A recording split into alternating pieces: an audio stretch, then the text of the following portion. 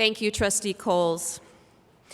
I am honored now to introduce our commencement speaker, Ms. Dayna Del Val. Dayna Del Val, President and CEO of the Arts Partnership, is a proven leader in arts advocacy and arts administration. She has transformed the Arts Partnership into a dynamic, responsive arts advocacy powerhouse.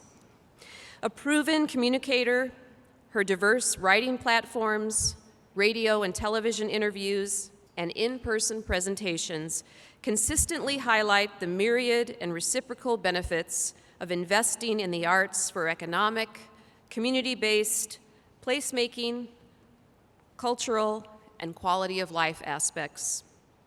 An instinctive leader with a voracious curiosity for learning, Del Val has grown the organization by more than 200%.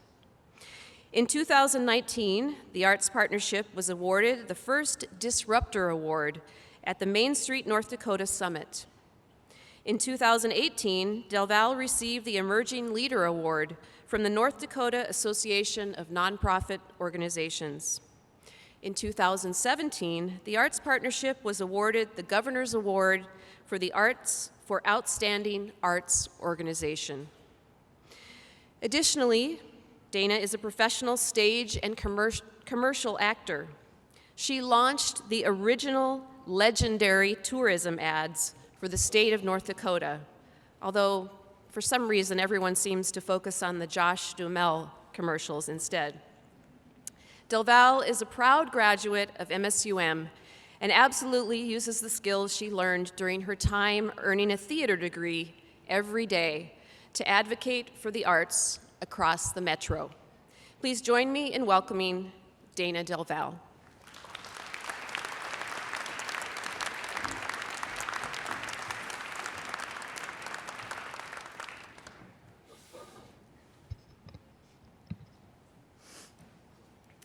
President Blackhurst, staff and faculty, particularly my very favorite member of MSUM's faculty, my husband, Dr. Andrew Masmary, distinguished guests, families, and importantly, graduating dragons. I read that there are graduates from all of the schools that I attended growing up, from Wyndmere, from Wahpeton, and from Moorhead. So a special congratulations to you. This is an absolute honor, and I am delighted to be with you all today. 24 and a half years ago, I was sitting somewhere in about the 15th row of House Right of Nemzik Fieldhouse, just about exactly where you're sitting today. I don't remember much about my graduation, I'll be honest. I didn't really want to go. I think my mom made me. And I don't remember the speaker, but I do remember that someone standing on stage called out a name of one of the graduates and asked that person to raise his hand. And it turned out to be the young man sitting right next to me. And he was called out for being the graduate who came from furthest away, all the way from France. And I had to laugh, because when you leave these doors, you can literally see the house that I grew up in from Nemzik Fieldhouse. So I had to think that perhaps I was the graduate from closest to what was then Moorhead State University. Not only did I not really want to go to graduation, but I actually didn't want to go to MSU either. My mother had graduated the week before I graduated from high school, and I was not very excited about going to school 3 blocks from my house. So I made a deal with my parents that I would go for 1 quarter. For 10 weeks, I would go to school, and in those 10 weeks, I would look for another school. But, as is so often the case, I got a boyfriend, and then I got cast in a play, and then pretty soon I stopped thinking about leaving because I began to love it here. I loved my classes, I loved my professors, I loved the people I met, many of whom are still very important friends in my life. I was cast in many challenging roles in my years at MSU, and I learned such valuable life skills as the evolution of theater from the ancient Greeks to the modern day playwrights, how to phonetically break down different accents and dialects, how to use multiple types of power tools, and perhaps most critically, how to enter a room as a wealthy 18th century woman in a dress with a train. But in all seriousness, what I actually learned from my time at MSU in the theater department was how to take big risks, how to fail, and how to get up again and again and again and again. But I wasn't thinking about failing and having to get up again, sitting somewhere in about the 15th row that warm May day. I was thinking about my grand next plan. I was leaving the next day to go do summer stock theater in southern Utah, and then at the end of that, I was absolutely destined to go to Los Angeles to be a movie star. Amazingly, none of that seemed like a big risk that day. It just felt obvious, and I was totally certain of it. Common sense and reality are not often in the course description for theater degrees. But that is one of the benefits to studying the arts. You are studying to achieve a great big, almost impossible dream. So the risk-taking feels insignificant and necessary in light of the end goal of success. But I was thinking about you all sitting in this audience today and realizing that many of you are not getting theater degrees.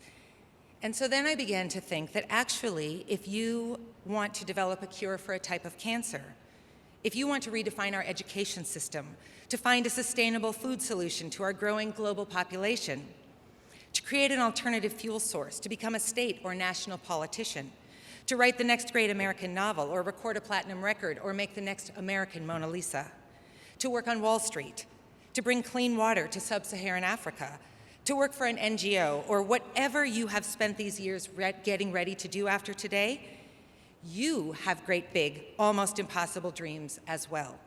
And the risk-taking feels insignificant and necessary in light of the end goal of success. In addition to my dreams and plans on graduation day, however, was something else. Or I should say someone else I wasn't anticipating. And that someone followed me to Utah. So for 7 glorious days, I lived in Utah, finally starting my actual life. They were fabulous and exciting. I was getting paid to act for the summer, and then, of course, I was going on to movie stardom. But it doesn't take a biology major to guess that the someone who sat with me at graduation day and who traveled with me to Utah was a pregnancy that I had not anticipated or planned for. A mere 8 days after graduating from MSU, I tearfully and fearfully faced my first big, what can only really be described as an utter and catastrophic failure. I could go on and on about the challenges I faced as a young single mother, but you can imagine many of those for yourselves. I'm much more interested in talking with you about getting up again and again and again and again. Because that's the lesson, if we're lucky and paying attention, we all learn from our years in college that serve us so well going forward into our lives. Years from now, you won't remember the tests that you totally bombed, the challenging roommate, the scholarship you were this close to receiving, the horrible breakup, the dream role you watched go to one of your peers, or whatever failures you have endured in these years at MSUM. I encourage you, when you start to look back on these years, instead, to remember how you put in an all-nighter to finish that final assignment to keep your grade above water, how you worked up the courage to tell your roommate to straighten up, how you picked up a second job to help defray the cost of college, how you dried your tears and continued going to class and living your life until you really were okay again, or how you fell in love with the minor character role that ended up being a whole new and delightful challenge. Remember how you picked yourself up time and time again and continued on after the failure. You can pretty well imagine that I did not go off to Los Angeles that fall to become a movie star. Instead, my path took me on a completely different journey through fits and starts, through failures and successes. I've gotten to do a lot of professional commercial work over the years, and my theater degree, despite having earned 2 additional degrees, has served me brilliantly and remains my favorite degree to date.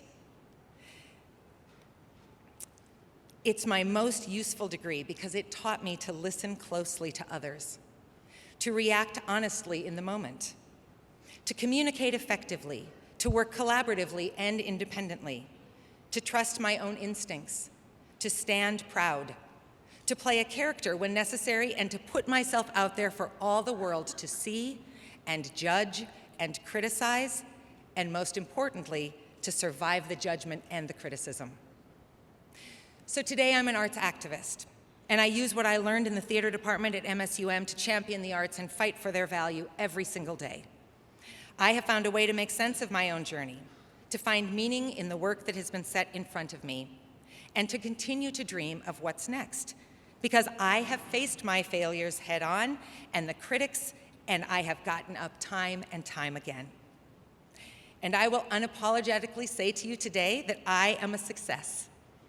I might not be the success I thought I was going to be, but the failure and the recalibrating that comes from those lessons, as well as the wins, have created a rich life, one that I could never have imagined, and one that I might not even chosen if someone had shown me a crystal ball all those years ago.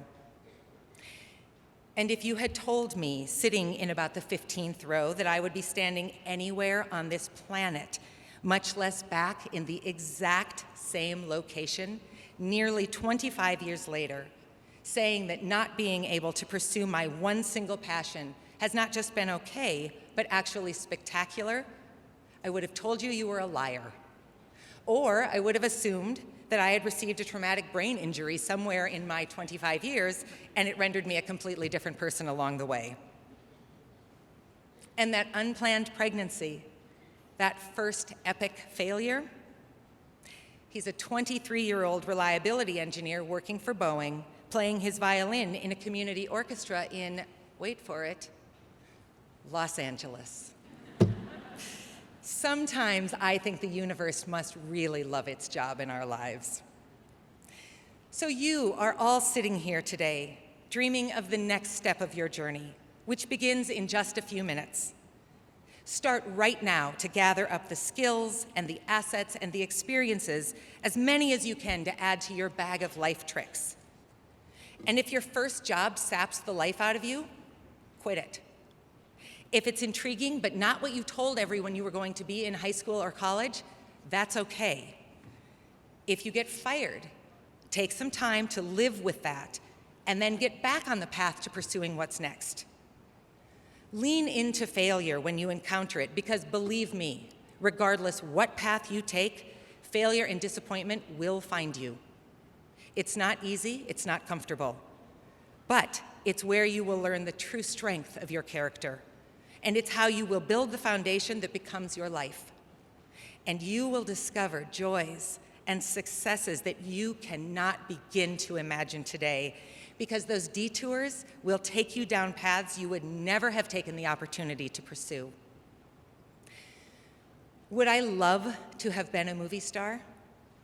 Absolutely. Have I wasted my life because that didn't happen to me? Only a few moments here and there. But I'm not done, and you are definitely not done.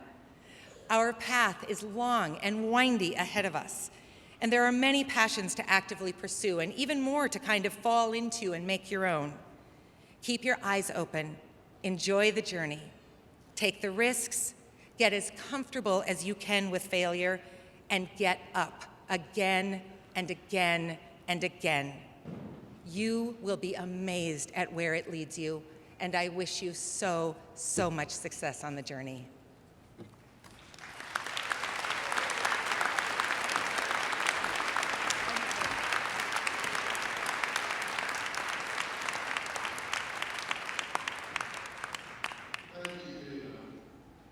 And now, Vice President of Academic Affairs, Dr. Eric Jackson, will introduce our honored graduates.